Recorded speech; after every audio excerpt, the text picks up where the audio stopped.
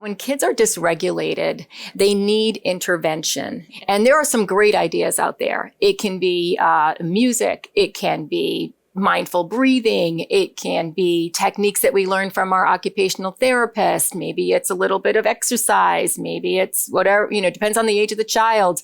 We teach them about brain-body connection. I actually teach specific skills to kids as soon as they're old enough to let them know that when your hands are in a fist, when your toes are curled, your brain is getting a message.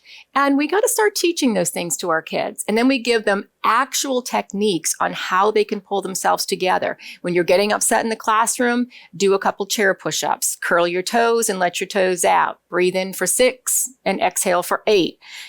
People say, oh, that sounds like a bunch of fluffy stuff, Polly, but believe it or not, it's what people need in the moment.